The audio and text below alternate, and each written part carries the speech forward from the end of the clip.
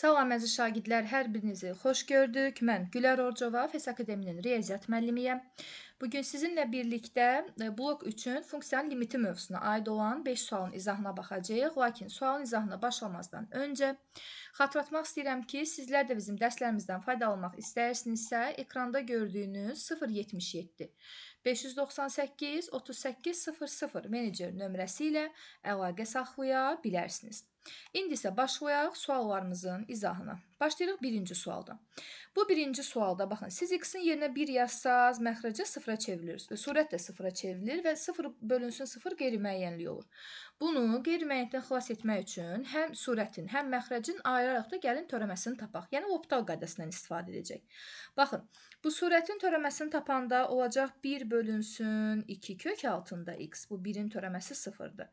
Məxrəcin törəməsini tapanda isə olacaq 2 düşəcək əvvələ, olacaq 2x üstəgəl 2. 3-ün də törəməsi 0-dır.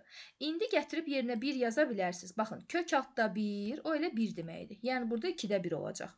2 vurulsun 1 eləyir. Deməli, 2, üstünə də 2 gələndə 4 olmuş olacaq. 2-də 1-i 4-ə bölmək, tərsinə onu 4-də 1-ə vurmaq deməkdir. 2-də 1-i də 4-də 1-ə vuranda düzgün cavab 8-də 1 alınmış olur. Yəni, testimizin doğru variantı olur C bəndi. Keçək növbəti suala. Baxırıq burada ikinci sual. İkinci sualda deyir ki, verilən bu funksiyanın limitini hesablayın. Yenə burada qeyri-müəyyənlik yaranır deyə biz ümumilikdə deməli surətində törəməsini tapırıq, məxrəcin də törəməsini tapırıq. Surətin törəməsini tapanda tangens kvadrat x-da 2 keçir əvvələ, bunun dərəcəsi 1 vaid azalır, olur tangens x. Vurulsun, bir də bunun öz törəməsini yazmalısınız. Yəni 1 bölünsün kosinus kvadrat x. 1 bölünsün kosinus kvadrat x. Çıxılsın, kök altda 3 olduğu kimi qalır. Tangens x-in törəməsi 1 bölünsün kosinus kvadrat x. Kosinus x-in törəməsi mənfi sinus x-dir. Deməli, bu ifadə olduğu kimi qalacaq. Bir də x üstə gəl pi bölü 6-nın öz törəməsini tapsaz 1 eləyir. Onu da elə bu surət məxrəcə vursaz 1 olmuş olacaq. Deməli, bir mənası qalmır. İndi bütün bu x-ların yerinə gətirib pi bölünsün 3. Yəni 60 dərəcə yazırsınız. 2 tangens 60. Daha sonra vurulsun, 1 bölünsün kosinus kvadrat 60.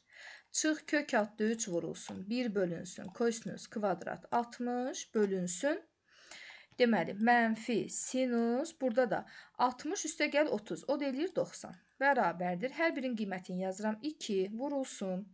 Tangens 60-da kök altda 3 vurulsun. Kosinus 60-da 2-də 1, kvadratı 4-də 1, 1-i də 4-də 1-ə böləndə eləyir 4.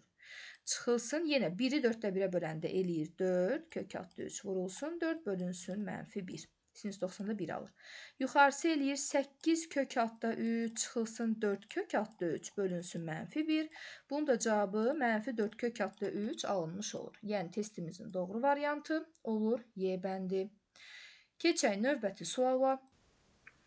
Baxırsınız 3-cü suala. Deyir, limit x sonsuza yaxınlaşanda 1 üstə gəl 13 bölü x üstü x limitinin qiymətini hesablayın.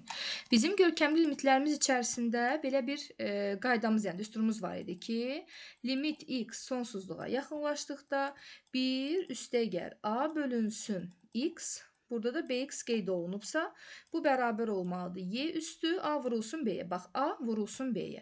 İndi burada da bərabərdir. Y üstü 13 və 1. Onda 13 vurulsun 1. Elə bu ifadənin limiti də y üstü 13-ə bərabər olmuş olacaq. Testimizin doğru variantı olur Y bəndi.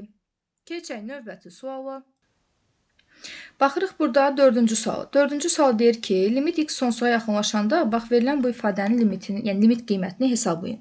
Birinci gəlin biz bunu sadələşdirək. Yazıram, limit x sonsuzluğa yaxınlaşdıqda, burada olur, deməli, bunu belə yazacağım. 2x üstə gəl 1, baxın, məxrəci yaratdım. İndi əlavə olaraq nə çatmır? Bir dənə 2 çatmır. Bölünsün, 2x üstə gəl 1 və bunun qüvvətində x var. Bu da bərabərdir. Limit x sonsuzluğa yaxınlaşdıqda 2x üstə gəl 1-i 2x üstə gəl 1-ə böləndə eləyir 1.